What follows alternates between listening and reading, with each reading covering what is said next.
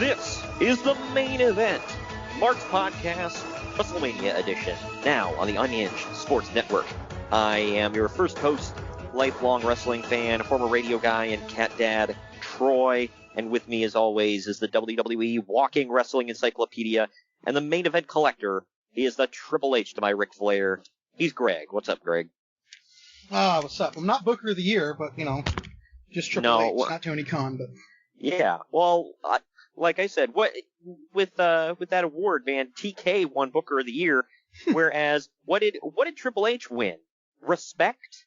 Yeah. Like, come on. It's nothing, man. You gotta buy that. Yeah, you gotta get over with the marks, man.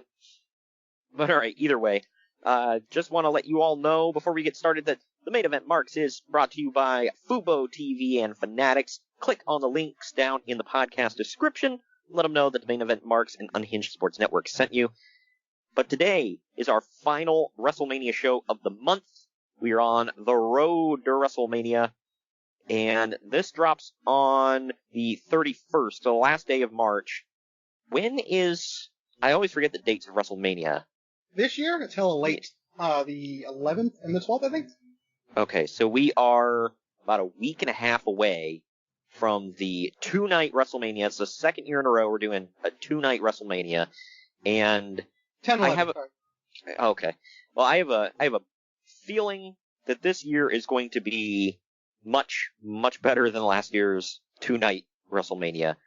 Not saying they didn't have some good matches last year, but, I mean, I don't know. I couldn't get into it as much when it's, like, in the Performance Center, nobody's there. It was the no fans part for me. Yeah, that just, I'm like, I've heard people point out, they said, this is not, like, no matter what happens at this WrestleMania, it's not going to be on anybody's highlight reel. Ever. Except for maybe that Boneyard match, and whatever it was Wyatt and Cena did. Firefly Funhouse. Yeah, that match. I guess it was a match, whatever. But either way, those are about the only two highlights of the whole weekend. Last Man Standing thing was cool. But either way, today we are going back to a show that is near and dear to my heart. It is from 2005. We are going to WrestleMania 21.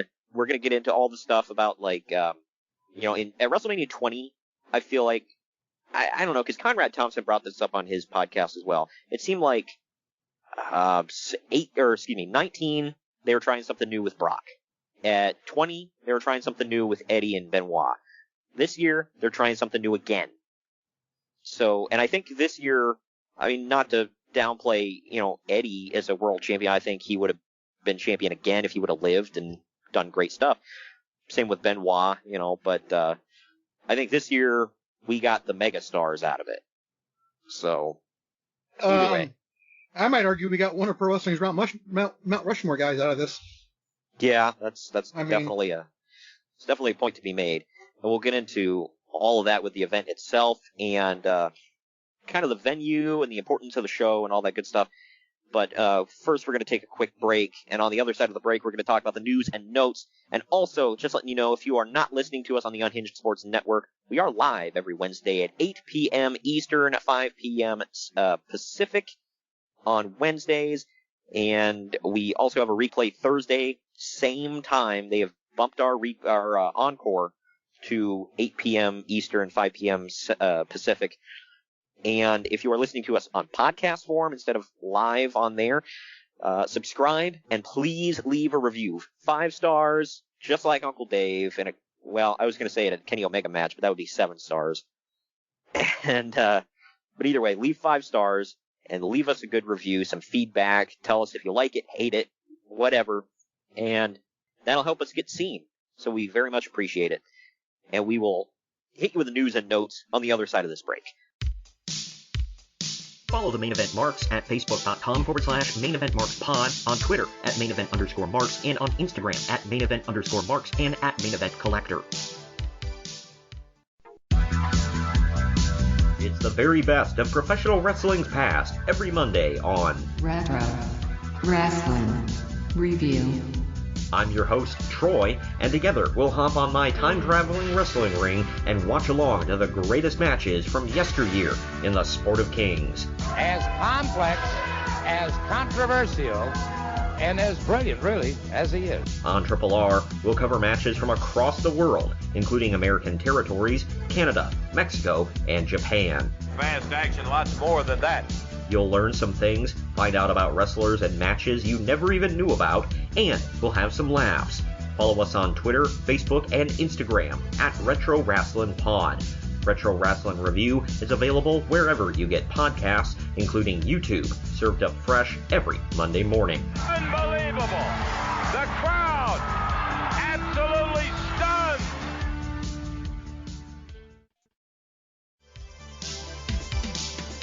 The main event marks are available wherever you get podcasts and on YouTube. Now back to the show. All right, we're back with the news and notes. I'll be honest with you, there's not a whole lot. I really had to dig for some of the stuff, but we'll get into what we've got. This one is actually a looking ahead story, but it's something that you and I can talk about because we're not going to be covering this show coming up, but we're going to be covering one from another year. In about 3 weeks after the show, TNA would put on their first ever all-steel cage event held in professional wrestling history, Lockdown 2005. The main event would be a War Games style match that they will call Lethal Lockdown. The two teams will be Team Jarrett, consisting of Jeff Jarrett, Monty Brown, and The Outlaw, or Kip James, Billy Gunn, whatever. And they're taking on the team of Team Nash, which is DDP, Sean Waltman, and BG James. Kevin Nash was supposed to take part in the match, but he will be removed due to a sickness and replaced with BG James. Yeah, I remember that. And I'm like, yeah, that's a suitable replacement. And I love BG, don't get me wrong, I love Road Dogg. Like, yeah. I love it. Like, really? I know. It's like, I get it. They were crap. like light. They were light on guys, so yes. And 3 Live Crew was hot, so I get it. But well, really, and you had the Outlaw on the other side, so I guess that way it makes sense. But yeah, because like they're still calling it Team Nash, but he's not even going to be in the match. So in this time, it wasn't because of a torn quad. It's because he was apparently sick. So yeah. What? Yeah. So right. Yeah. He just lost his smile again. Sorry, my throat. Yeah. Right. Either way, getting into the WWE side of things now. All the rest of these stories are WWE. So just throwing that out there. WWE has signed a 3-year deal to bring Raw back to the USA Network in October. Both sides will announce a day after WrestleMania. WWE had been looking for a new TV home since mid-March when Spike TV announced that it would end its relationship with the franchise at the end of its current contract in September. I didn't know it happened this early. Yeah, me neither. Spike would pick up TNA in, it was October, wasn't it? August. But August? It didn't air until October. Oh, God. Did they film that far ahead? No. But they signed the deal. Oh, okay, I got that. Because going into No Surrender and Unbreakable, they were hyping up the debut on Spike TV coming in October. Which made sense because they got to debut on TV before their biggest pay-per-view of the year, so it's pretty cool. Yeah, I think that may have been a lead-in to Bound for Glory, actually. That might have been a go-home show. Don't quote me on that, though, but I'm pretty sure it was at least very close to it. Yeah, well, that's pretty cool.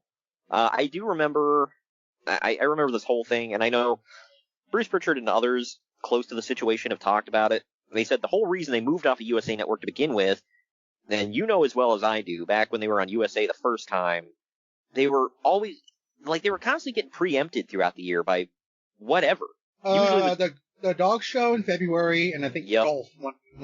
There's always in February. And then was there tennis or something like that? Yeah, tennis, not golf. Tennis, yes. Yeah. I knew it was one of those white sports. And he can say that because he's only half white. Well, but I am white. But this one, yeah, I just remember, and that would always piss me off. I'm sure it did you too. Bruce Pritchard always talked about Vince McMahon was like that god dang dog show. It's like, yeah. Oh. Like they're pulling in monster ratings during that time. And they still got preempted for a damn dog show. Well, it makes you wonder what the dog show is pulling in. Yeah, I know. I was like, are they pulling in that good of numbers? Like, damn. Starting in, I think, 97, they started airing Raw either on Friday or airing at 11 p.m. Yeah, I know. It was like pre-recorded or whatever. So really, it was only preempted from 93 to 96 or so. Well, they had to move it a few times, which was inconvenient for them. Well, okay, preempted or moved. It was only about 6 times, though.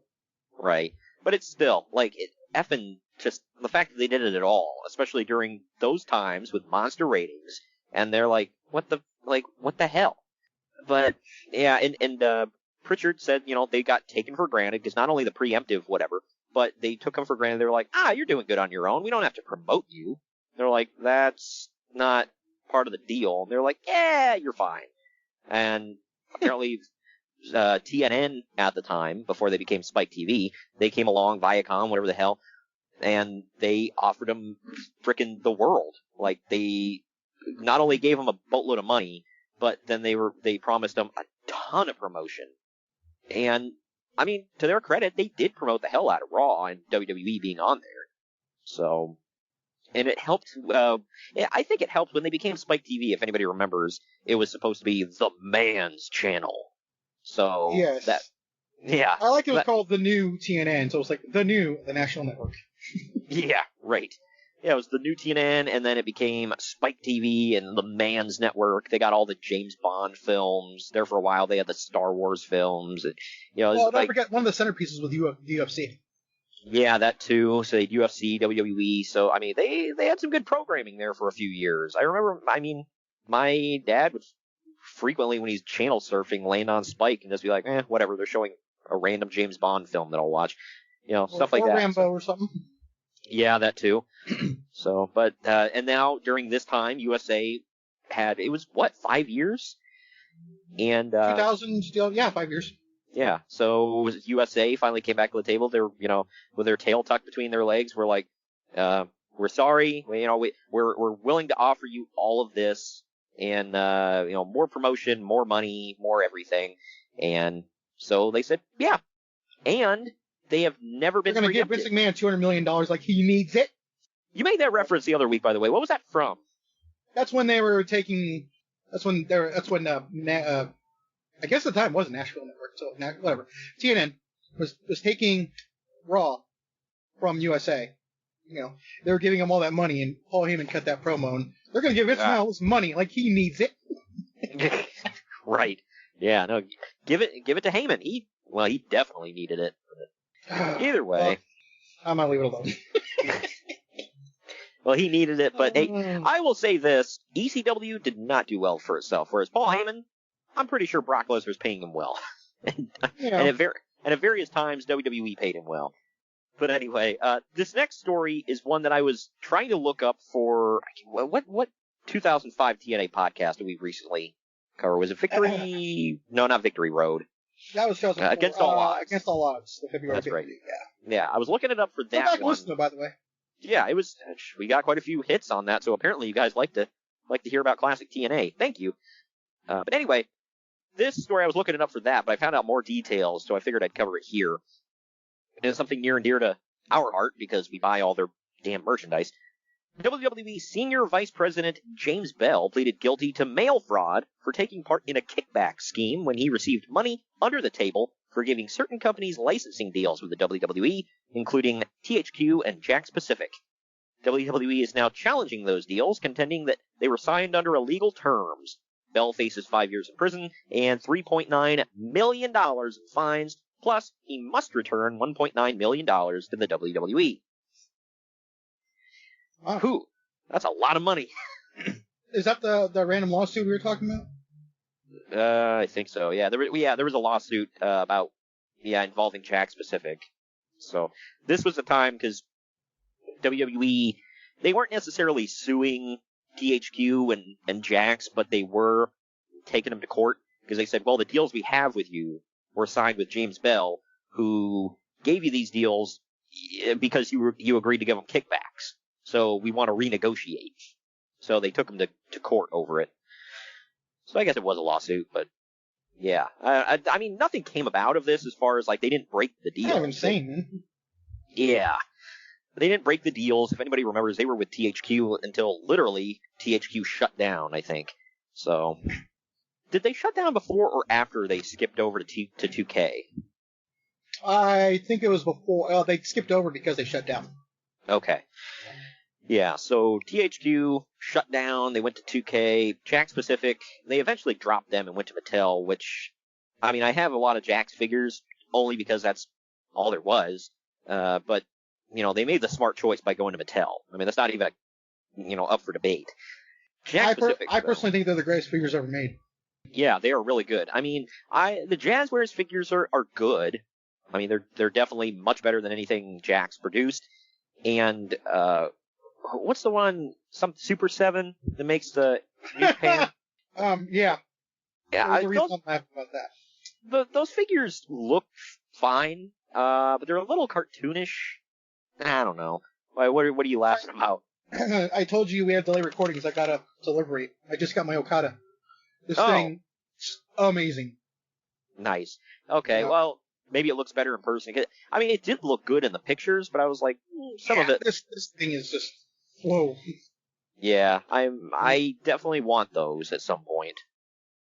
I can guarantee you, and I'm not trying to be a jerk, but you're not going to get it unless you're willing to pay out the butt for it now, because you got to get these. Yeah, I'll have to. Next order, basically. Yeah, I'll have to wait and see if I can be lucky enough to stumble across the loose ones someday. I need know. to get another one because I want one for display, so I'm going to go to the Super 7 store when they get them. Yeah, going in the default. Yeah, you piece of crap. You got an actual Super 7 store out there. Like, I don't even know. Is that the only place where they have one? No, there's one more in San Diego. Oh, okay. So, all the way out there. Well, there's also one in Japan. Jeez. Oh, yeah, that's better. Whatever. Either way, yeah, but Jakks Pacific ended up making TNA figures, but not until, was it 2009, 2010? One of them years. I can't. When did Mattel start making? 2010 was their first year. Okay, so I think Jakks started making the TNA figures at the same time. And I hate it. I will say they looked okay, but I hated it because they did the TNA ones. Yeah. I personally thought the TNA Jakks. This is my opinion, but I thought they looked a lot better scan-wise than the WWE ones. Yeah, well, my problem with it was because they kept coming out with the deluxe, like, they called them like a deluxe aggression or whatever for WWE, but those big ass effing figures, and I hate it. Yeah, the Samoa Joe one in particular. They all look the same. His head is huge. Yeah, I know. The size of a Super Bowl. You got one of those quarter machines. Right. I hated them damn things. I got a couple from WWE, and I just, ugh. I own one Jakks figure in my entire collection. It's the TNA Jeff Hardy that glows in the dark. WWE 24/7, which had launched the previous November, was just picked up by some big cable providers, including Cox Cable. Oh, Cox. Yeah, you remember WWE 24/7? I had it. Yeah, I never had it, but I was able to, because people kept uploading videos to YouTube back in the day before the big crackdowns. So I think I've seen every Legends Roundtable that they had on there. It's really weird they didn't put all that on the network. I know, yeah. Conrad had brought that up to Bruce, and Bruce said, he's like, it's just not what we were going for with the network, whatever. It's like, why not? That's funny, because it's either that or I have no say in that. Yeah, right. But yeah, the Legends Roundtables were the only thing I really cared about on 24/7. And you can still see, because they haven't uploaded super, super old stuff to the network, even, before the move to Peacock. So you can still Google or YouTube rather and find like old black and white stuff. Yeah. Yeah. So, I mean, I was able to watch like old Buddy Rogers stuff that they still got the 24/7 logo on the video. So that stuff was cool. Here's a odd one. The Rock recently did an interview with Opie and Anthony. Do you remember that show? I do. Yeah. Whitest name ever. You're right. Opie and Anthony. Like, okay. Apparently they were somewhat like, if anybody knows what Bob and Tom is or whatever, but I think they were like a cross between Bob and Tom and like Howard Stern, I think. What can go wrong there? Yeah. They did a lot of blue comedy.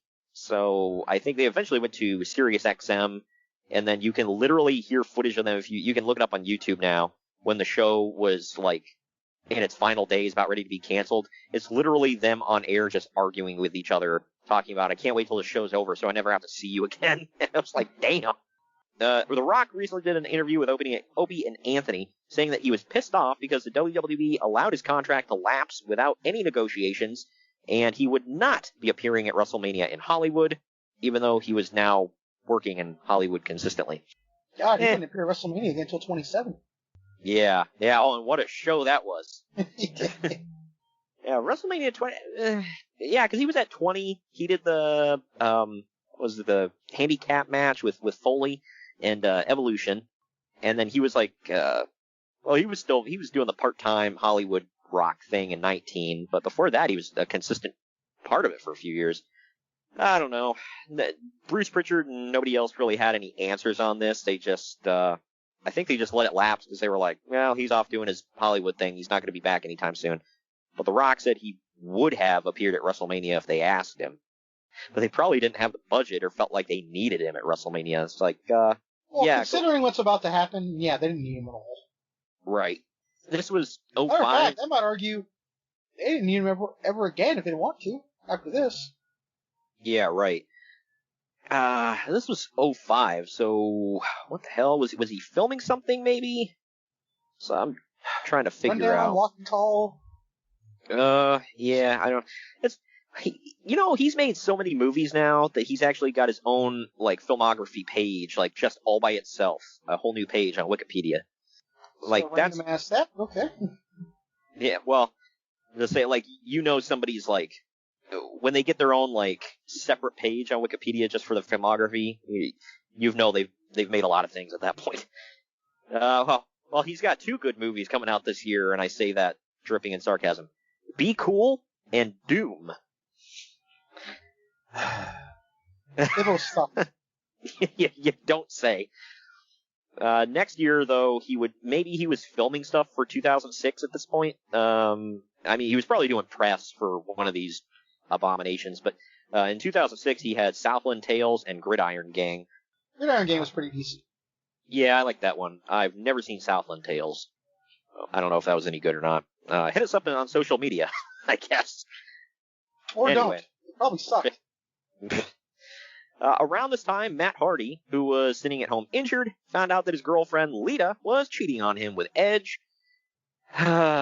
He ended up airing the dirty laundry in an online blog post outing both Edge and Lita. Hardy was released on April 11th, with the company citing, quote, unprofessional conduct. Wow.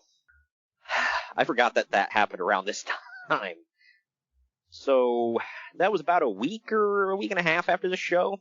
He got fired. Right about, yeah. Wasn't he in the Battle Royal? I don't remember now. We'll have to get in the show so I can remember, but yeah. So, this was back before... Well, I didn't watch the Battle Royal, keep in mind, because it's not on the network, so... Oh, well, then I didn't either. So, I don't know. Well, I think he was injured at this point, wasn't he? Was he still injured? I know he got let go and he was hurt, so maybe, yeah. That's like the most 2005 thing I've heard next to on his MySpace page. Like an online blog. Like, now it'd just be like, somebody made an ass out of themselves on Twitter. Yeah, this was a bad time. It's sad that it's a lot easier now to make an ass out of yourself. Yep. You remember when the old excuse, every time you'd see somebody making an ass out of themselves, the next day they'd be like, oh, sorry, I was drunk tweeting or whatever. Or I was hacked. For the record, right. For the record, I think Matt Hardy and Edge have both said they're cool with each other now and they're friends again. Lita, not so much. So, yeah, she's the odd woman out here. And I just love that. That's her for compliments. Yeah, lucky you. The funny thing there was like, well, it's not funny. This is just like, what the hell? You remember that time that for some reason they made a Twitter account for their little son, and somebody tagged Lita in a tweet to him, and then Rebby Hardy. Yes. And then Rebby Hardy was like, "Don't tag this hoe in my kid's Twitter." Or something just like say that. Rebby went all Rebby. We got it. Yeah. Rebby went all just crazy. Good grief. But anyway, last story here. It's not funny. I don't know. He's okay. The fact that you started a couple of stories with that already is concerning. Well, it's like, he's okay. He was okay. Just as an outside spectator, it's a little funny. Vince McMahon is currently confined to a wheelchair after tearing both of his quads at the 05 Royal Rumble. Yep. If anybody, I remember I didn't watch it live, but I'd seen footage and I was like, he slid into the ring and now he's sitting on his ass. Like, he won't get up. What's going on?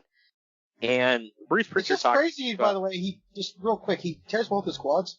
Yeah. And here, at this point right here, he's in a match for WrestleMania. So it's the same. I know. Yeah. What's your excuse, Nash?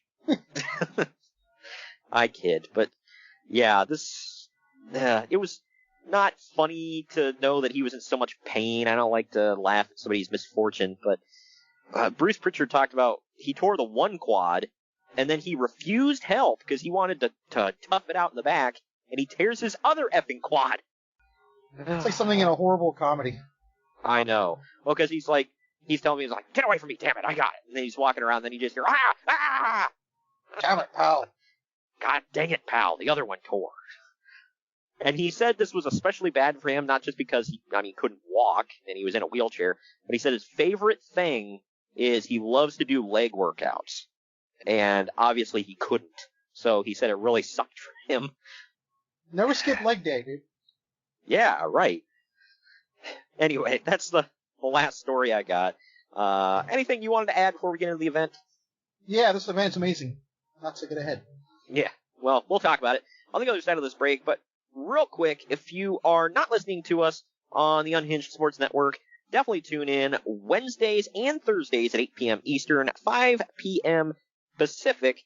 We air on unhingedsn.airtime.pro or unhingedsn.com.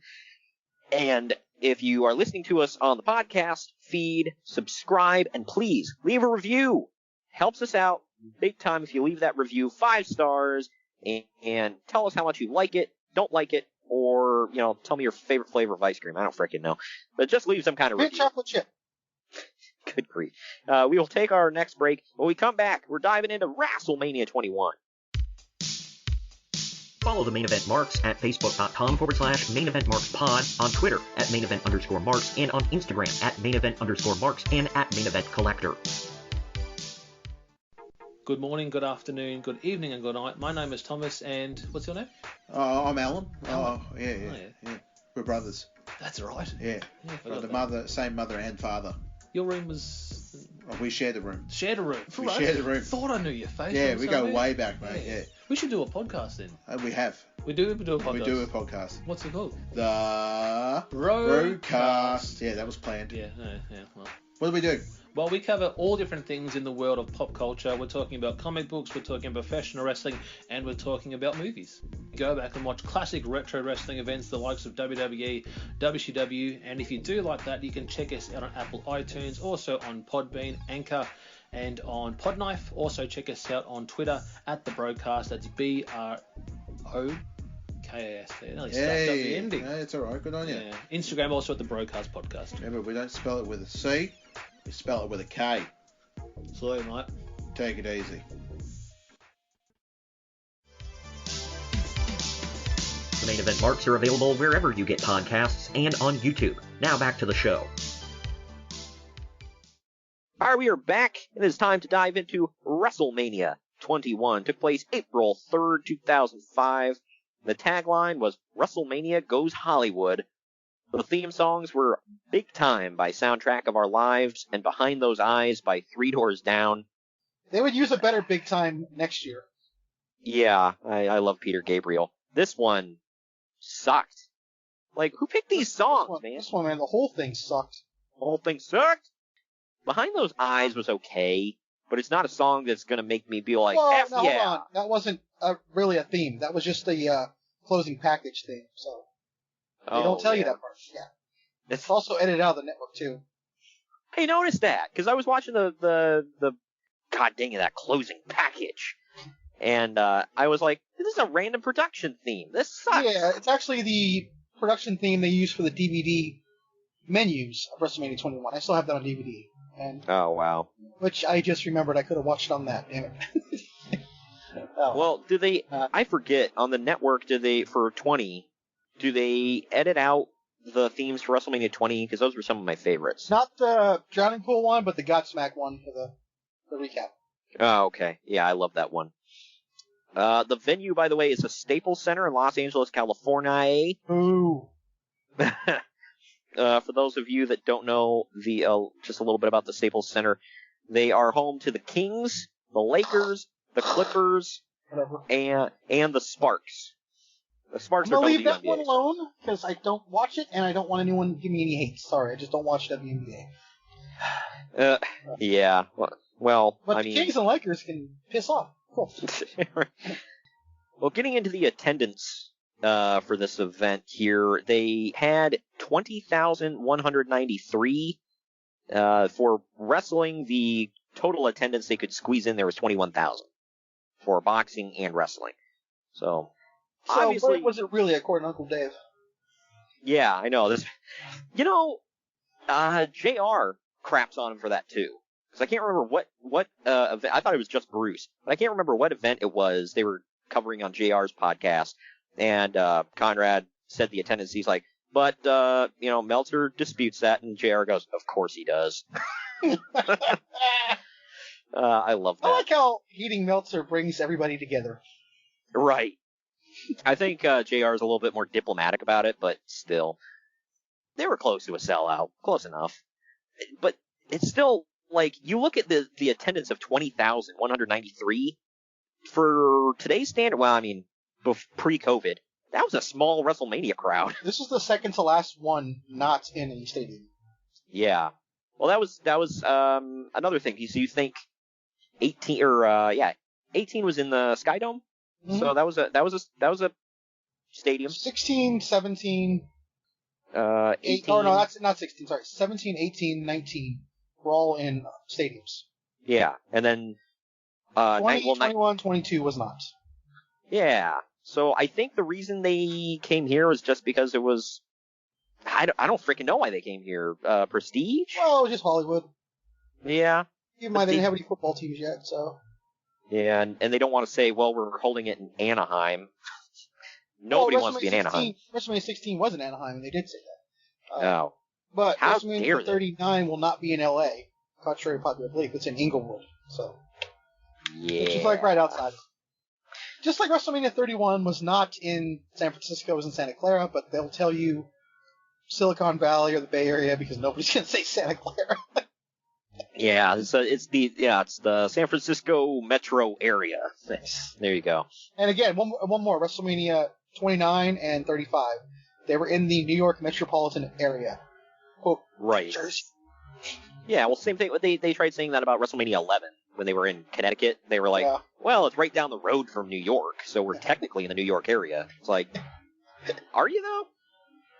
But anyway, this is what I don't get, this stat, because it said attendance was 20,000, but they said 134,193 people from 37 countries, 50 states. I don't get that. Like, that doesn't make any sense to me. Like, that number is bigger than the attendance number. Someone probably accidentally put a comma or too many numbers. No, like, I looked this up and, like, multiple sources have the same number, and I'm like, what?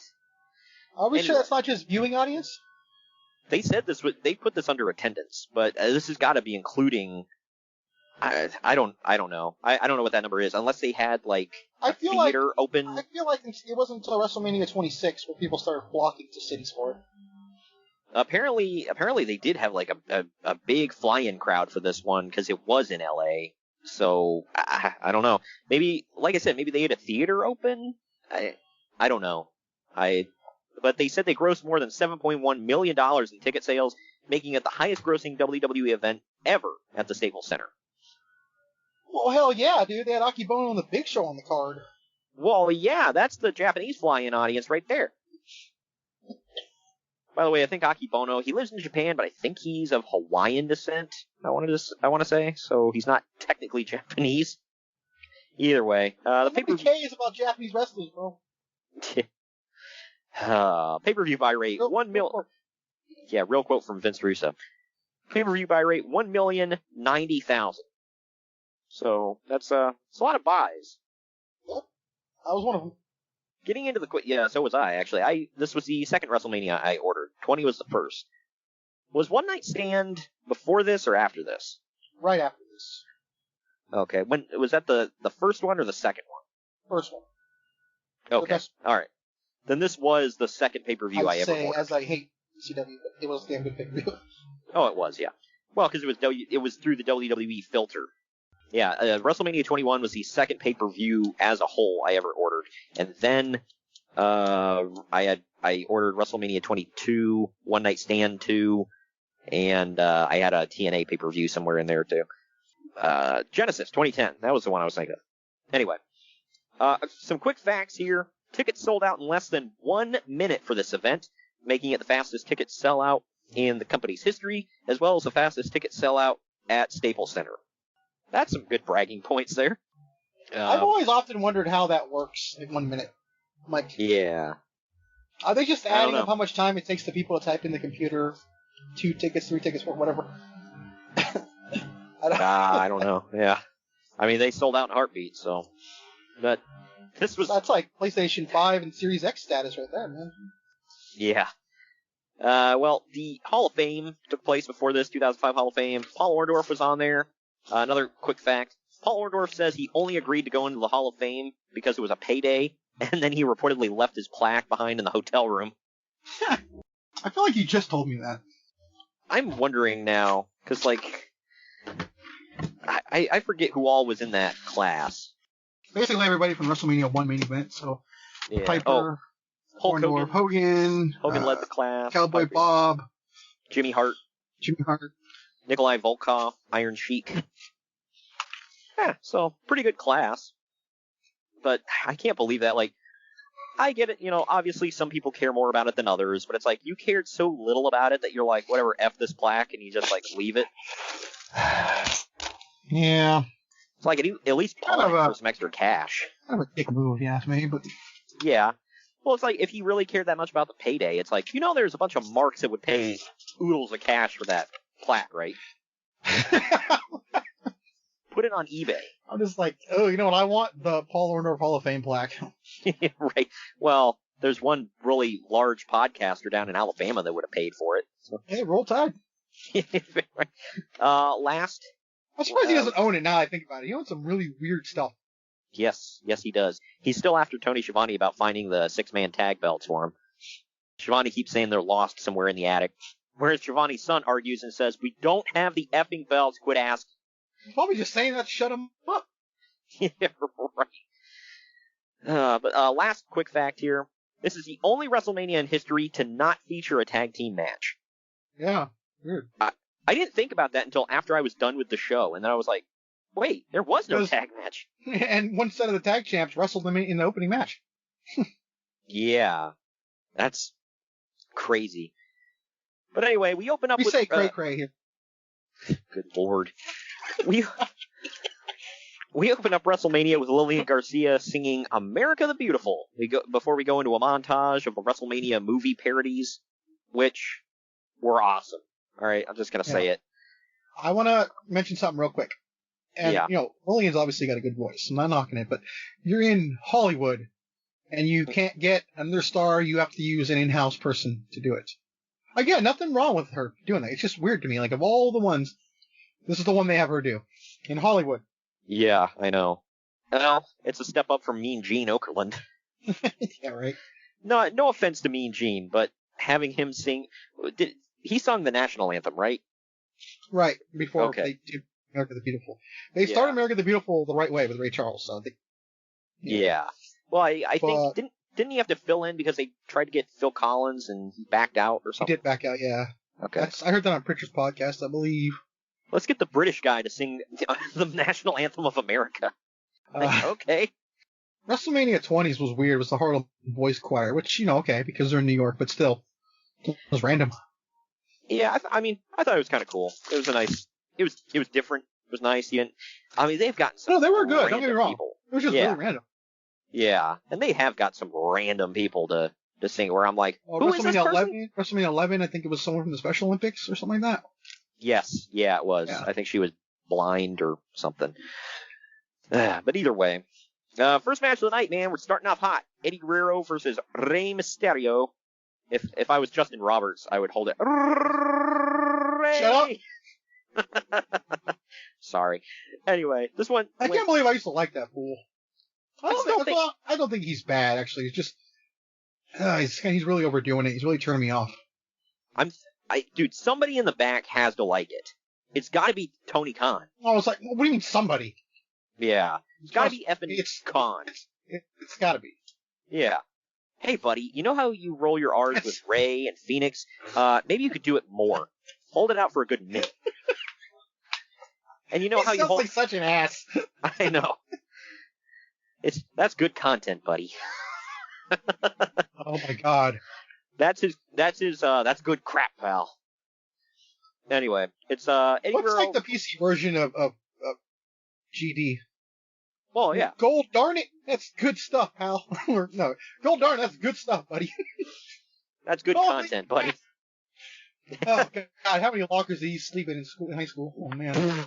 Oh, wow. My daddy will come after you.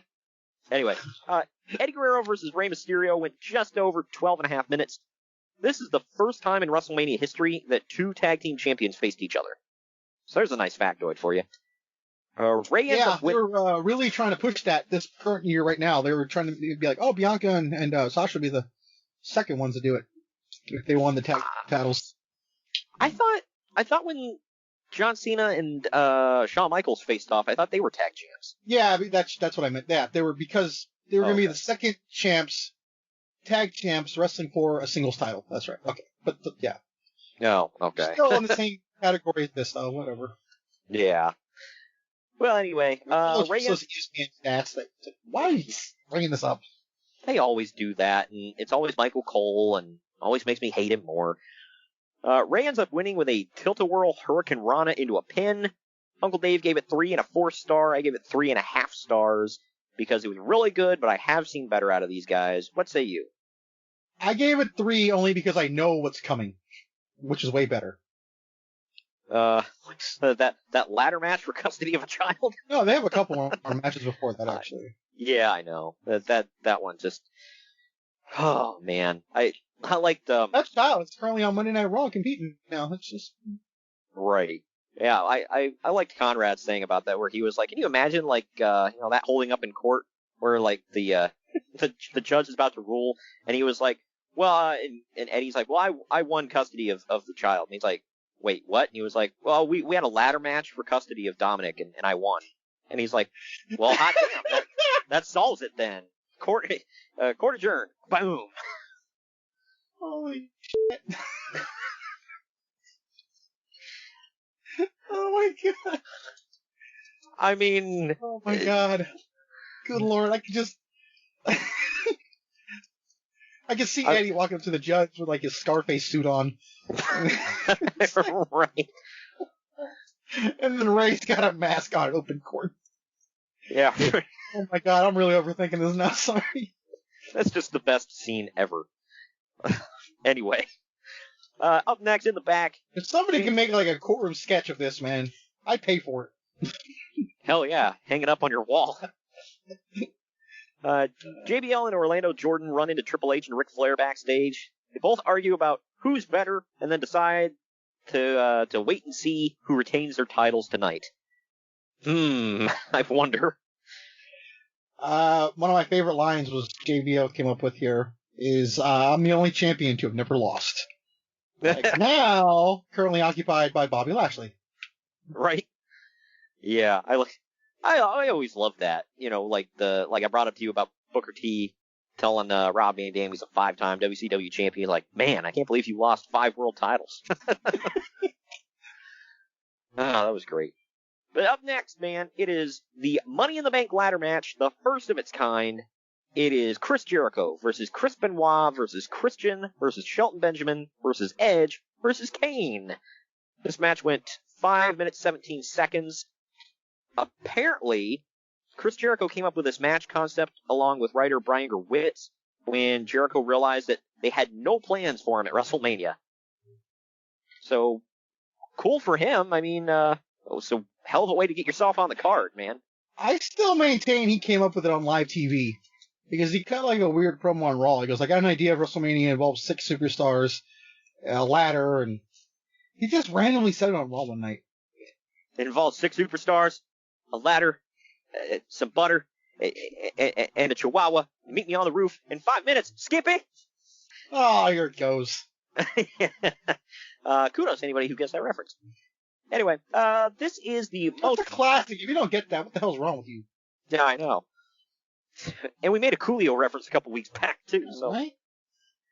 This is the famous match where Shelton Benjamin runs up the ladder that's leaning on the other ladder. He clotheslines Jericho off the ladder that's standing up straight. It's hard to describe, but they had that spot in the video game you could do. I was about to say that. I was like, I spammed the hell out of that move on the video game, dude. Oh, everybody did. I was like, hot damn. And then they did it on the ropes, which is I think he did that spot the next year, right? It was definitely another Money in the Bank. I don't know if it was the next year. It might have been. Where he leaned the ladder up on the top rope, climbed it, and then jumped off outside of the ring onto a pile of people. But in the end, Edge blasts Benoit with a chair, knocking him off the ladder, then climbing up and grabbing the briefcase. Uncle Dave gave this 4 1/4 star. I gave it an even 4. What say you? I gave it 3 because in the grand scheme of looking back at everything, there's been way better ones, but this will always be one of my favorites. Not the best, but one of my favorites. I hated it. No, I didn't hate the match. I love the match. But I hated Edge winning because I was like, I did not want him to win this one. I was like, damn it. My pick going in was Shelton Benjamin, actually. Like, that's who I really wanted to win. I was like, it's got to be his time. I went with the obvious pick of Chris Jericho. I was like, Jericho's going to win, right? It's his match. Nope. He never won a single one of these damn things. He used 1,000 walls of Jericho, never drew a dime. Good Lord. Sang Judas 1,000 times, never drew a dime. But alright, this next segment, man, you can't get more 2005 than this. Eugene comes to the ring to cut a promo about how he can't believe he's at WrestleMania. He says in his favorite WrestleMania memory. We'll get into the count of 2005-ness after the whole thing is over with. But he talks about his favorite memory of WrestleMania is when King Kong Bundy body slammed a midget, and then other midgets formed a midget army to attack him. What the hell? My favorite is WrestleMania 3 when King Kong Bundy he body slammed this midget, and then all the good midgets and then all the bad midgets they made this midget army, and they attacked King Kong Bundy. It was midgets are awesome. Okay, so they have somebody out there pretending to be mentally challenged. Handicapped. I'm gonna use the right word. Yeah. I'm not making fun of it. It's not funny. But they have someone out there pretend to be mentally challenged, okay? And then he uses that word for little people. And everybody else see why that's wrong. He's about to be interrupted by a guy. Oh, I don't want to get ahead. All right. Keep going. Well, I was gonna say that's two offenses already. Offense number 3. He's then interrupted by Muhammad Hassan and Daivari, who, by the way, I have Jack's figures of. Got him in a 2-pack. Hassan goes on about how Hollywood is racist, and he's angry that he was left off the WrestleMania card. So, because he's angry, he attacks Eugene. So, putting this in context. First, yes, we get the guy pretending to be mentally challenged. Then he says midget 5,000 times. Then we get the Arab stereotype guy who, his whole gimmick was, I'm so tired of people treating me a certain way because of the color of my skin, so I'm a heel. Like, what? He's also Italian, am I right? Yes, Marco Pani. He's Italian. And by the way, doesn't get any more Italian than that last name, huh? Yeah. And then Daivari is Persian by I don't know if he was born in Persia, but okay. Yeah. So all this stuff, he's the closest thing to even remotely accurate. Yeah, right. And then so that's 3 out of the way already. And number 4, now he's beating up the mentally challenged guy. Like, not only just beating him up, but he jumped him and starts beating him up. Let's use the word correctly. He assaulted him. Yes. And then, when Hassan locks Eugene in the stereotypical camel clutch, Hulk Hogan comes out to thunderous cheers. You remember when he used to come out to cheers, Greg? Still does. Yeah, but nowhere near this big. It's like, it's sad, because it's like now when he comes out, like, you still got a good reaction, but you got at least a third of the crowd moaning, and it's like, come on, it's Hulk Hogan. And I know, people have their reasons, whatever. Not getting into all that. Here's a fun fact, though. It's the first time I heard that song at WrestleMania since 1993. Yeah, it's nuts. That's another flashback for you. But Hogan then cleans house, throwing both Hassan and Daivari out of the ring before posing for 5 minutes because Hulk must pose, pal. Wasn't so important here, but I like how they're like, hey, Eugene, piss off. Hogan's got to pose. I was more than okay with that because I thought the whole thing was stupid with him. Oh, yeah. I was just like, why is this? They wanted to give Hogan a WrestleMania moment. Whatever. But, ugh. All right. Well, up next, we get to one of the matches I was looking most forward to on this night. It was Randy Orton versus The Undertaker. Went 14 minutes, 14 seconds. Undertaker shoved Orton out of an RKO, and he bumps the referee. Now, Cowboy Bob runs in with his cast on his hand, and he blasts The Undertaker in the head, but this only gets Randy a near fall. After Undertaker finally kicks out of an RKO, Orton goes for a tombstone for some reason. Undertaker reverses it into a tombstone of his own, and he wins. Uncle Dave gave this 3.5 stars. I gave it an even 3. What say you? I gave it 4. I love this match. I really liked it too. At the time, I remember me and my dad watching this live. He hated Orton. Like, he just did not see any appeal in Randy Orton whatsoever. At the time, I was on the fence about him. But both of us were like, oh my gosh, is he going to end the streak? This little snot-nosed punk? I thought he did with that chokeslam into RKO. Yeah. When he hit that, like, every muscle in my body tensed up. And I was sitting on the edge of the couch. I'm like, no, don't let this be it. He kicked out. I'm like, oh. Yeah. I know that, hindsight, obviously 2020, one of my favorite Bischoff-isms. Yeah. Wouldn't this have been better than Brock, though? Tell me it wouldn't. Yeah, probably. I mean, well, the match was much better. I'll say that. I can't judge that because Undertaker was like legit pretty much dead in that match. Yeah. So, I mean, that accounts for something. He looked sickly going into the match. Yeah, he just he looked horrible. But yeah, so this was a really good match. It was, as far as emotions go, it was like, it had me at the top of, like, emotion for this one. I was like, man, because huge Undertaker mark. At the time, I did not like Orton. So, I mean, I'm still not a huge Orton fan, but he's fine. I think our lady listeners will agree. Good Lord. Well, Alexa Bliss agrees. With that pin at Fastlane, I mean, she definitely agrees. That was Edge one night stand, ish. Good Lord. Yeah, Boy Scouts could have camped under it. Anyway.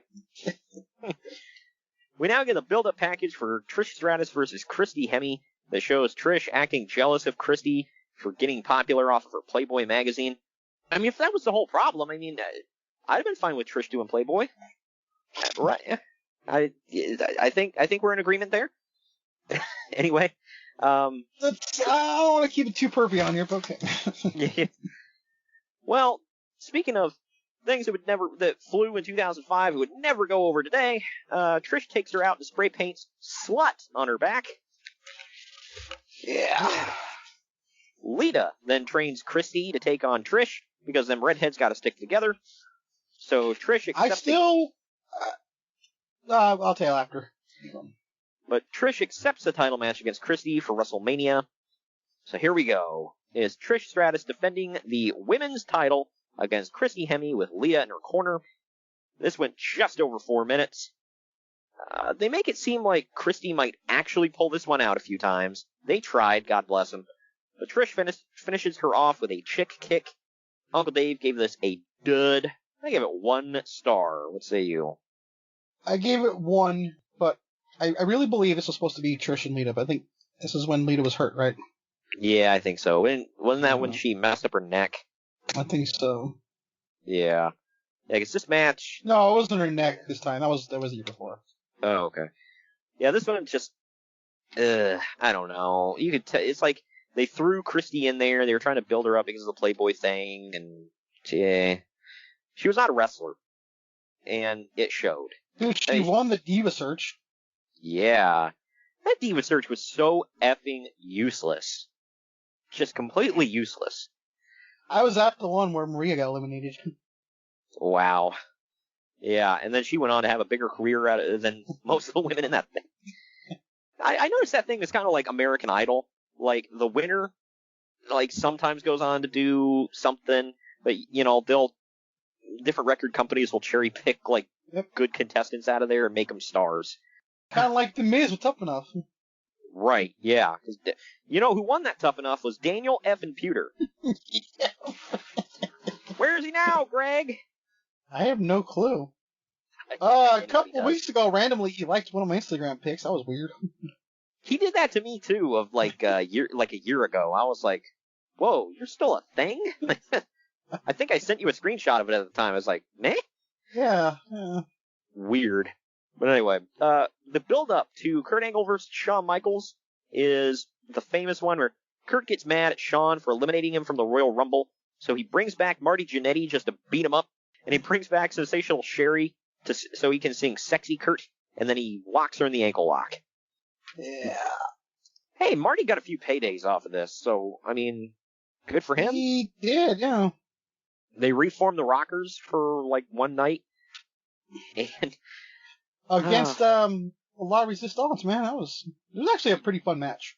Yeah, and I thought Marty looked pretty good at that time. Like the fans were getting behind him. Yeah, this was before he was teasing sleeping with his daughter, huh? Oh man, you beat me to it. I was gonna say he had to, you know, he couldn't make the next few shots because, you know, he had to go sleep with his maybe daughter. So that's creepy as hell. That we're not joking, by the way. Isn't he from West Virginia or something like that? He's from Atlanta. Oh, Atlanta? Okay. Well, he also claims that he killed a man for inappropriately touching him out behind a bowling alley, so... Yeah, right. I forgot about that. My God, this was weird, man. Yeah, he's done a lot of stuff, man. He also says it's hard being him, and people won't understand because women just want to F him all the time. Oh, yeah. I'm sure his date book is just full. I'm sorry. He's like a horrible character, like a horrible comedy. I like my favorite part about the daughter thing was like he was asking advice online. He's like, she might be my daughter. I don't know. We're waiting on the DNA test. He's like, but she's really hot. Should I still F her? And it's like, no. You ever seen? Did you used to watch Rules of Engagement when it was on there? Yeah. It's a story with Russell, David Spade's character. Oh, yeah. He goes, you know when you joke that girl is old enough, I'm old enough to be that girl's father. Well, yeah, she might actually be my daughter. I had one night stand with her mother, and he's like, are you gonna tell her? No, I'm not gonna tell her because I don't want to ruin any chance of having sex with her. She's not my daughter. What the hell? Oh man. So it just took you all the way back to that. Why is that always David Spade? Isn't Joe Dirt like that one girl he was sleeping with? They thought it was his sister. Good grief. Anyway, getting away from incest and getting into this.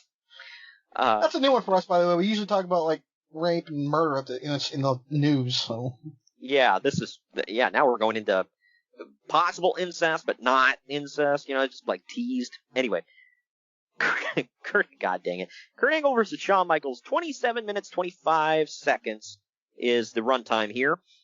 This is the debut of Shawn Michaels' chap pants that he would wear throughout the rest of his career. I forgot about that. I'm glad they weren't assholes, huh? No, I know, right? This, I don't know if you had the same reaction I did because, like, he makes his entrance. I'm like, oh, that's cool, you know, cool chaps, whatever. And then they start the match. I'm like, wait a minute, he's gonna wrestle in his chaps? Like, what's going on? I thought nothing of it actually at the time. Yeah, because I was waiting because he always, you know, that was his routine. He would zip off the chaps, you know, whatever, because he always had cool looking tights. So I was like, and at WrestleMania, I'm always like, oh, what new attire are they going to be wearing? And I'm like, he's wearing pants now? Like, okay. People probably had like a similar reaction when Rey Mysterio stopped wearing the tights and went to the baggy pants, but anyway, in the end, just when Kurt Angle seemed knocked out, he springs back to life and he grabs Shawn Michaels' foot, grapevining the ankle lock. Shawn fights it for a good 2 minutes before he finally taps out. Uncle Dave, for some reason, gave this 4 3/4 of a star. I gave it 5 stars. What say you? What's taking away the quarter? I know. It's like, what held you back? You're like, well, it was almost 5, but something took away a quarter of a star here. Like, what? This is the easiest 5 stars I'll ever give. It's like, are you taking away a quarter of a star because the announce table didn't break like it should have? Like, what? Like, that's not their fault. I think that added to it, actually, so screw him. Yeah, it added to the danger. Like I said, man, if you gotta think about how many stars to give this, stop watching wrestling right now. Yeah, this was close to perfect as you can get. Yeah, effing amazing. 2 of the greatest to ever do it. Just effing amazing. This was the first time they ever tied up. Just amazing. And a couple notes about this. Kurt Angle covered this on his podcast recently, his new one with Conrad. I guess you remember. I don't know if you remember that one of the springboards that Michaels did, where it looked like he kneed Kurt right in the face. I guess he did actually knee him right in the freaking face, and that's why he was like down selling for a while, because he was legit hurt. So he wasn't selling anything. Yeah, right. And then another thing, just aside, speaking of attires, he said he gets the same woman to do his singlets for him all the time. And I mean, I don't know about anymore, but when he was in WWE, and Conrad was asking, he's like, well, do you give like a lot of direction to her? He was like, nah, just kind of, he's like, she was really good about it. I would just go up and it's like, yeah, I want a lot of blue, a little gold, and you know what I want. And she's like, yep, got it. And then he would see it, the finished product that she came up with all on her own. He's like, wow, it's effing perfect. I liked his attires during this time, because this was right before, this one he wore here, I think he wore a similar one, but instead of blue, it was black. Yeah. You wear it like on ECW, I believe. Yeah. I liked that. When he switched to black, it kind of threw me off. I was like, oh, that's new, but it's pretty cool. But now, I forgot about this. But let's get into it. The bagpipes play, and the brand new WWE Hall of Famer Roddy Piper comes to the ring for Piper's Pit. I'm always down for seeing Roddy. Although, if you are now subscribed to Peacock, you will not see Roddy Piper at WrestleMania 6. So just putting that out there. That was edited off the network because it is, quote, controversial. Like, no kidding. My only defense of that is that match sucked anyway, so you're not missing anything, but yeah. Yeah. I'm sure you can still find the match in its entirety somewhere on the internet. Just saying. But anyway, Roddy Piper says... if you want to. Yeah, if you really need to see that. But Piper says by the way, if you need to see this, again, stop watching wrestling. I hate saying that about 2 people who are deceased, by the way. I mean, that sucked. Yeah, well, I never saw anything from Bad News Brown in the WWE where I was like, holy crap, I need to see that again. No offense, but seriously. Piper says that he asked about who's the meanest, toughest man in the WWE, and the people keep telling him it's Stone Cold Steve Austin. He says that's BS, and he calls Austin out. He really says it, by the way. Yeah, he does. They bleep him out on pay-per-view. He starts the interview by saying, so, you're the rebel, huh? Welcome to Piper's Pit. And he just slaps him right across the face. He slaps the piss out of him, dude. Yeah, he does. That was not a working slap. No, that was a shooting slap right there. And then Austin says, thanks for having me, you little son of a bitch. And then he just cracks him right across the face. I'm like, damn. It looked like he knocked Piper loopy. I mean, loopier, but... Wow, I didn't say it. No offense. I mean, come on, he said some crazy stuff. I mean, you and I both talked about it. It's like some of the stuff Piper said, we were like, what the F are you even saying at this point? He cut a promo at WrestleMania about Bret Hart's mom not giving him enough baloney. that was good stuff, man. Come on. Oh, yeah, that's the stuff promo classes are showing all the time. You want to get over? I want to see something like this. Well, that's stuff that'll win you awards on Facebook, man. Oh, good God! You should be slapped for that. Oh man. Anyway, speaking of slaps, Piper seems pretty annoyed by the crowd chanting "what" at him. I don't think he knows what the hell's going on. Watch the product. Yeah, right. Piper and Austin have a pissing contest for a while until, of all people, Carlito comes out and he insults them. At the time, I remember kind of marking for this because I kind of like Carlito. I was starting to come around to Carlito. When he got drafted to Raw is when I started really, I was like, okay, I like him. But Austin tells him, I have a Jax figure of him, by the way. Gotta throw that out there. I don't think they ever made a metallic, actually. I don't know. Yeah, they did when they first came out with toys, they made the combo of him and Primo, where they were wearing the pants. You remember? The first Undisputed Tag Champs, right? Yeah. I wanted those figures, but I think I only saw them one time, and I didn't have the money for them at the time. Anyway, Austin tells him to get his little nappy head in the ring. Again, stuff that wouldn't fly today. And Piper asks Carlito who in the hell he is, and asks says that he looks like Alfalfa. Yeah, that's a dated frickin' joke. Piper steals Carlito's apple. Alfalfa. Right. Piper steals Carlito's apple, chews it up, and he spits it in his face before Carlito jumps him, beating him up. Austin laughs at all this for a second before ripping Carlito up and beating the crap out of him. Piper pokes Carlito in the eyes, and Austin stuns him before having a beer bash with Piper. Piper's acting a bit drunk. I refuse to believe that a Scotsman got drunk that damn fast. Yeah. I'm part Scottish, so I can say that, alright? But anyway, before Austin finally gives him a stunner and then leaves, taking a few beers for the road, and dropping at least half of them. I love the combination between him and the guy that throws in beer, by the way. Get yourself a boyfriend or a girlfriend that connects with you the same way that the beer thrower connects with Steve Austin, okay? That's all I can say. But now we go to this. One of our faithful listeners has fond memories of this. It is Akibono versus The Big Show in a sumo match. It went for 1 minute, 2 seconds. Good grief. It wasn't even the match that I have criticisms about. I think this was a legit sumo wrestling match. I think it was too, because I think it's on Akibono's record. Wow. Well, they treated this with just tons of posturing, or they treated it with lots of respect and everything. They acted like this was legit and all that stuff. Like anybody in the world paid for a ticket to see this. Like, God's sakes.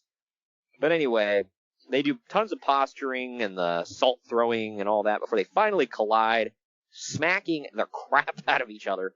And then they grab each other's diapers and yank each other around. I don't know what they're called. I'm going to call them diapers. But then Akibono basically flips Big Show out of the ring. Not that this could have even been good, even if they had worked it, but maybe if they worked it a little bit, it could have been a little less awful. This absolutely sucked.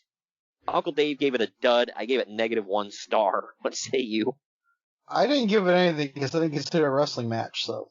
Yeah. I was like, I don't even know if to give this a star. I mean, maybe it was a decent sumo match. I don't know. I've never really watched one, so yeah. Well, I watched one on Austin Powers 3, where Fat Bastard took on that other guy. Wow. You know what my favorite Helen Hunt movie is? Twister! But JBL has an entrance like he's the president for the next match. He even has money with his face on it raining from the ceiling. Years before they did it for the Young Bucks. I gotta say right off the bat, I love this entrance. Oh yeah, that was awesome. You they had can like hear, a whole motorcade. I think that Taz was not let in on it because I feel like his reaction was genuine. He's like, what the hell is this? Yeah. And he was laughing. He's like, I maintain he did not know this was coming.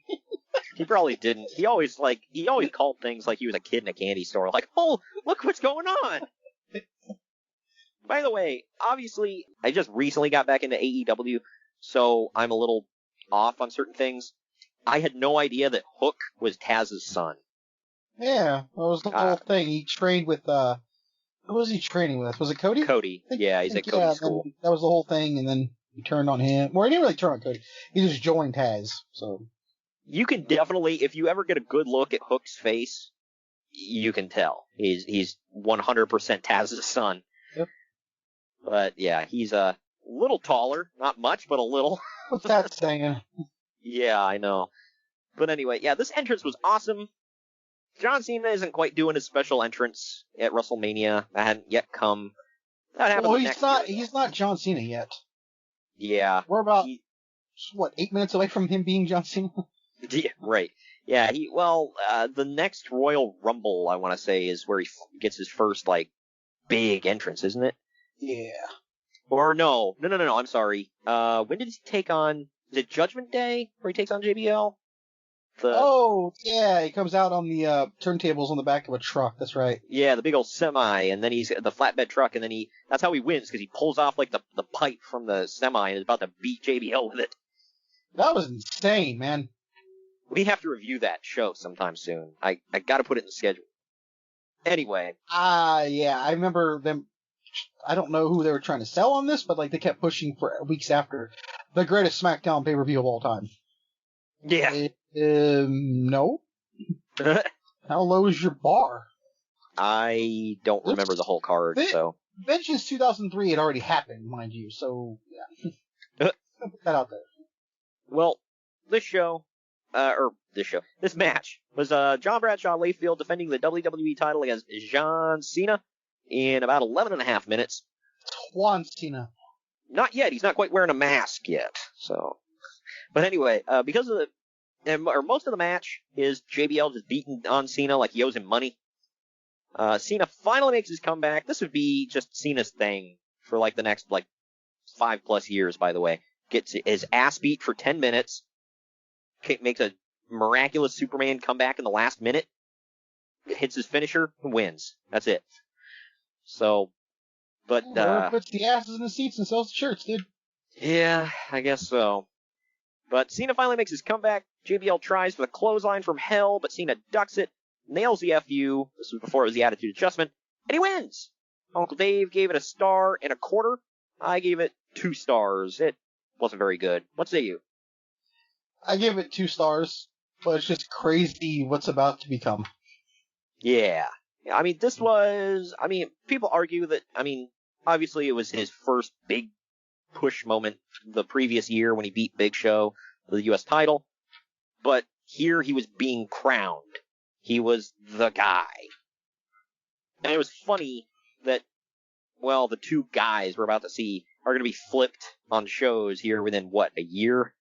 A year and a half? No, they would be flipped a couple 10 weeks later. Oh, wow. I didn't even know it was that long. Because it happens right after Vengeance, so in June. Wow. Okay. Well, there you go. Anyway, we now get a recap of the WWE Hall of Fame ceremony the night before. I had completely forgot that Sylvester Stallone inducted Hulk Hogan. Yeah, man, he had to induct his rival Thunder Lips, dude. A quick aside about that, by the way. I had always thought that Thunder Lips was just, the main villain of that Rocky movie. He was just, a quick thing, at the beginning. I had no idea, because I'd never seen the Rocky films before. I was like, oh, okay, Mr. T was the main villain in that movie. We'll hold for judgment on that for later, but yeah. Yeah, I've never, like I said, never saw the Rocky films. You've seen them all now, though, right? Not yet. I'm on 5. Okay, you've seen them all. Okay, cool. I still gotta watch 5. Balboa. No, you don't. You do not need to watch 5. No, I'm gonna. That's like saying, you know what, I gotta watch Godfather 3. I have to. I did. But, yeah, so I gotta watch 5, and then I gotta watch Rocky Balboa. And then, Rocky Balboa's... But, yeah, it's just like a charity wrestling thing, or boxer versus wrestler. Yeah, right. And then, because the way people talk about him being in Rocky and all that, how seniors got mad for it. Remember that was the whole story. Yeah, because the whole thing like that, it makes it sound like he's going away for 6 months to film a movie when he probably did the whole thing in 6 days. Right. Well, the whole thing about it was because McMahon said, you can either be a movie star or you can be a wrestler, but I don't want movie stars on my roster. It's Oh, yeah, because that would be awful. That didn't work out at all for your son. I guess it's about to happen in a couple of years. Yeah, right. Speaking of this, Rocky. Yeah, right. Coincidentally. Oh, man, I know. But yet again, Triple H is played to the ring by a live performance of The Game by Motorhead for this main event match. I personally thought this was the best one. 17 was really good. This one just hit better. What was the year the Drowning Pool played him out? 18. Okay. Wasn't that the one where the lead singer forgot the words to his own song? Yeah, it's sad. They say he was like heavily on drugs that night. Yeah, I'm not going to make fun of him because he did die of an overdose, and that's really sad. But it just, obviously, that's not going to be remembered like super fondly. I'm not even going to attempt to defend a drug addict, but this was not a song they had on their album. He probably didn't perform it on all the live tours. So, to be fair, he probably didn't remember the lyrics. So, I mean, you know. Yeah, he only play it once or twice. Yeah. So this, and keep in mind that was like lead singer number 1 of like 10 that Drowning Pool would go through. They've never captured that again, in my opinion. No, I think the guy who replaced the original lead singer, I think his name was David. But the guy who replaced him, I thought did really well. They had a different sound though. They were the one that did the Mania 20 song. That was probably the only song I liked off that album. Oh yeah. And when they got the guy even from that, I liked it from the Punisher actually. Oh yeah. And I liked, when they got the guy from Soil, I liked it, but I didn't like it as Drowning Pool. I was like, cool, so you're Soil 2.0 now. Like, that's all it sounded like, because that was not Drowning Pool. Either way, we digress. This time, Lemmy has facial hair, and Triple H also has facial hair, which he clearly modeled after him. I wonder if he called him up, he's like, hey, Lemmy, I'm shaving my beard off, but just my beard. You and I should match. Or vice versa. Yeah. Do you remember? I think someone said he had a direct line to him, so it would not surprise me. He probably did. Well, you remember the BG James, Kip James interview where they were like, and that stupid effing mustache. Yes. Oh man. Anyway, I also forgot that Batista wants back. Yeah, right. I also forgot that Batista did not have his saliva theme or his machine gun pyro at this time. Because, yeah, I did too. Yeah, because I'm primed and ready for it. And then when the theme song hits, I'm like, wait a minute, that's not saliva. Because it's not like, it's still a cool theme, but it wasn't like all rocked out yet. And I'm like, oh. And then he comes out and he does his, like, machine gun thing and no pyro goes off. And I'm like, oh. Didn't he get it like the next month though, or 2 months after this? I think he gets it after the next pay-per-view. Oh, he gets it all right. Anyway, I'm gonna leave that alone. Wow. Save you some editing. All right. Yeah, we're gonna. Speaking of which, before we get into the main event, we're gonna take a quick break. When we come back, it is the main event match: Triple H versus Batista.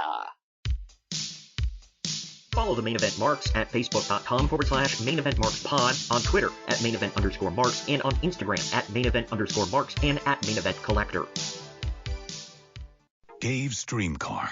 Of course, he prefers the pearl white to the cherry red, but you can't fit 3 kids and a dog who's prone to car sickness in a sports car.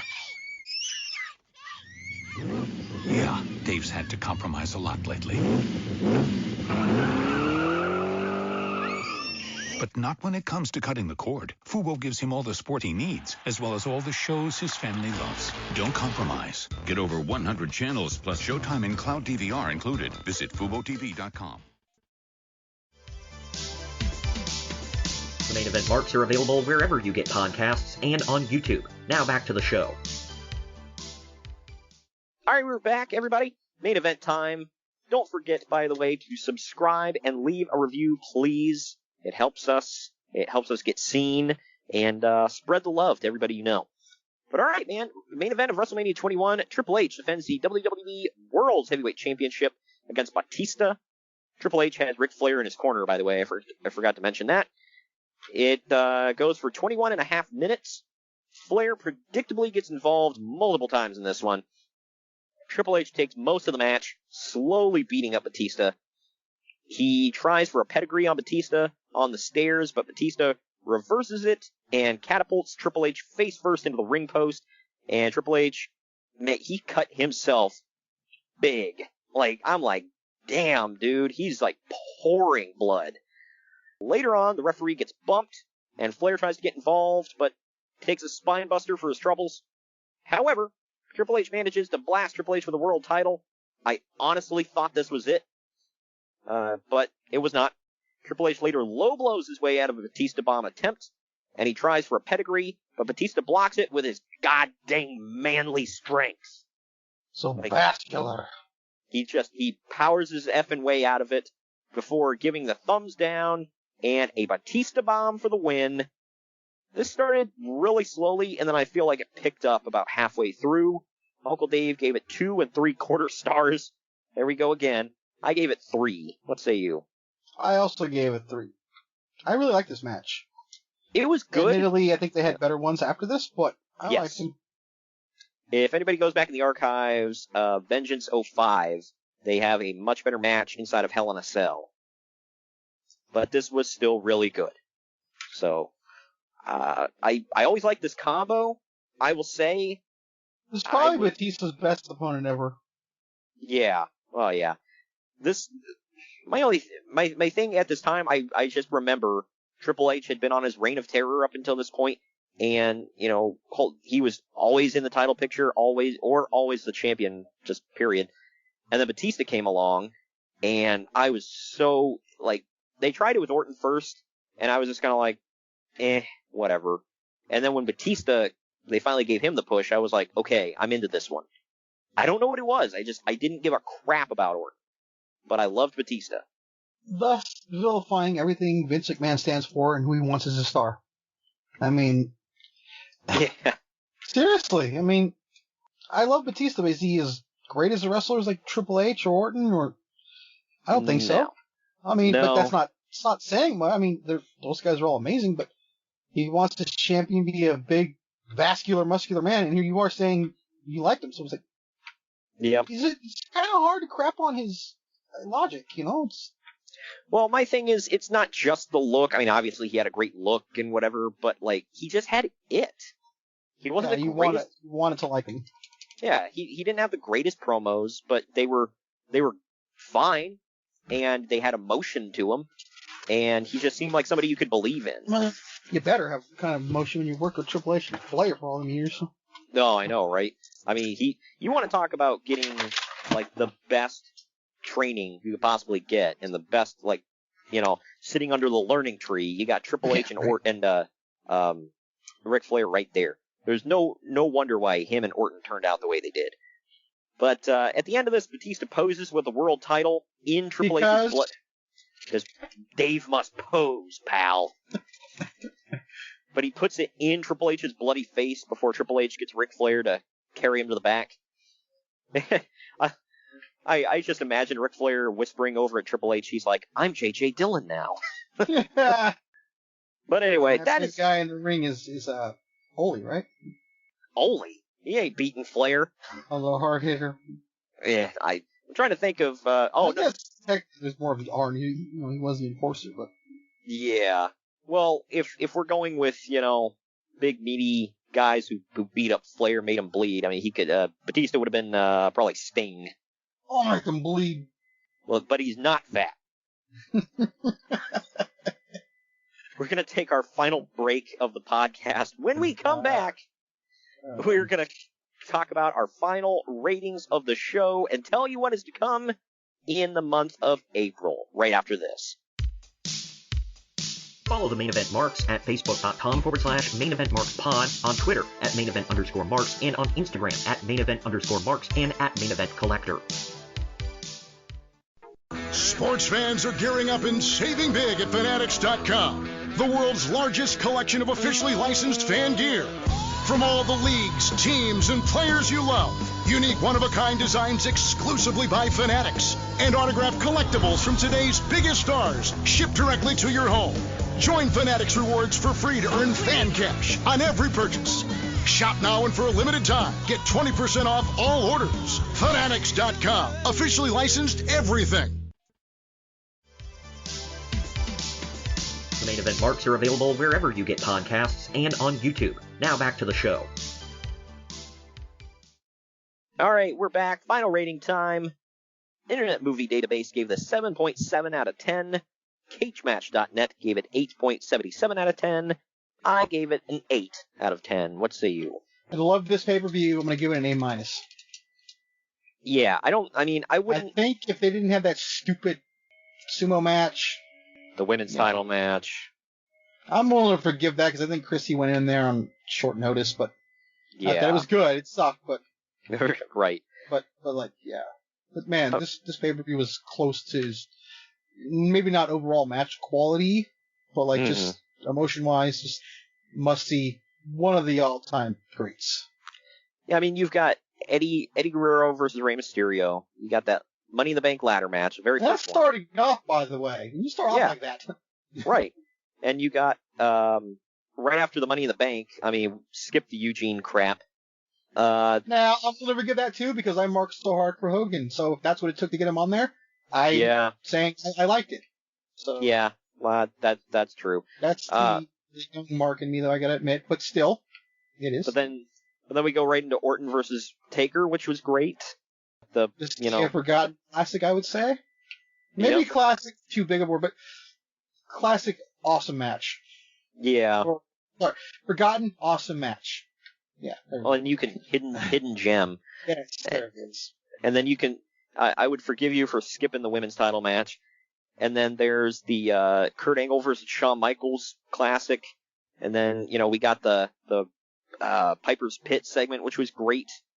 And like we said, I'd forgive you for skipping Akibono versus Big Show. The JBL versus again, though, I have to point out, it was only about a minute long. So it was. It's not like it took up a lot of time. It was stupid, yes. I'm not going to defend it, but we only got to put up with a minute of this crap for this. I'm okay with that. I'm okay with it if we have to have it. Okay, this match has to happen, so okay, keep it short, keep it simple. It was in and out like that diaper up Big Show's dimpled ass. God. JBL versus John Cena was not good, but it was it wasn't a horrible match. So I would say, as bad as it was, it's still very, very, very historic. It was, for sure. And then the main event was really good with Triple H and Batista. So again, historic. So. Yeah, all in all, it was good stuff. Definitely, I would probably put it in my top 5 of WrestleManias. Top 5. Probably my top 3. I'd have to do the math on that. My top 3 are 17, 10, and 19. Either 10 and 19 are battling it out for 2. And those are my... And I only say 10 just because it's so historic and I grew up watching it on repeat on VHS. So, but yeah. Then 14's got to be in there, and I'd probably throw 21 in there. I'd say 19, for sure, is my number 1. Mm-hmm. I'd have to say 17 is number 2. This may be number 3. Yeah. Not a bad top 3 there, I'll say that. But, yeah, so before we get into what's to come next week, just want to remind you that we are sponsored by Fubo TV and Fanatics. The links are down in the podcast description. Fubo TV. Baseball's starting up, man. Go get your team gear. Yep, Fanatics. Just ordered a brand new A-shirt from there, by the way. So. Yeah, authentic. At the time of this recording, there's a sale going on, but I think there's always a sale, though, to be fair. But. There's like weekly sales. Yeah. So you can go check that out. It's authentic sports gear. Use our link. Let them know that, we sent you. Yeah, because right now they got a free shipping deal, but I mean, they've always got stuff, and they've got fan cash deals and all that good stuff. Also, if you want to cut the cord, which a lot of people are doing nowadays, Fubo TV is a great way to do that. They've got over 100 plus channels depending on your area. I've got over 200 channels in my area. You have Fubo? No, I have Spectrum right now. But when I got Spectrum, I didn't know about Fubo. I might have actually chose them, but I bundled Spanktravision. So anyways. Good grief. We didn't do any Tommy Boy references this episode, so I had to get one in. Good grief. They do have, it's live sports and TV without cable, 100 plus channels, live and on demand, cloud DVR included, no hidden fees, you can cancel at any time. If you use our link, you can go, because right now it's telling me I have 220 channels available in my area in sports, entertainment, news, all that stuff. We've got a whole list of channels you can go through, and it's anything I could possibly watch, and then some. So they have different packages. Their lowest one, I get 113 channels. So plus 130 plus events in 4K, and you get a. See, that would be the sell point for me right there. Right, and I get a cloud DVR with 250 hours of space and a family share, which has 3 screens at once. But those are that's all Fubo TV. It's making me want it now. You're right. So go check that out, Fubo TV. Link down in the description. But coming up on the podcast, man, we are heading into the month of April. It's a little less, like one less show than we did this month. We squeezed in 6 shows this month. That was cool because it's pre-WrestleMania, so we got 3 WrestleManias in. And next month, we're hitting you with 2 lockdowns because our first show of the month of April is on April 7th. It's TNA Lockdown 2006. It is Sting's Warriors versus Jeff Jarrett's Army. I think we should apologize up front for using a lockdown pay-per-view like 1 year to the day of all this crap in this country getting locked down. Hey, it's ironic. Some people are getting opened back up, man. So I mean, I understand if you don't want to deal with lockdowns, but trust me, this is good stuff, man. Lockdown 06, we will review that next week. We've got the Nitro reboot we're covering on the 14th. That was on April 10th, 2000, where they rebooted. They stripped all the titles. Eric Bischoff and Vince Russo tried to work together. That lasted for all of 2 months, I think. April, May, June. 3. 3.5, give or take. Yeah, so 3 months, and Eric Bischoff wanted to strangle him. So he lasted longer than most. There's a running theme with that man. Right. April 20... Oh, by the way, the reason we're covering Lockdown 06 is because it is 15 years past. So it is an anniversary. On the 21st, we are covering a 10-year-old event. It is TNA Lockdown 2011.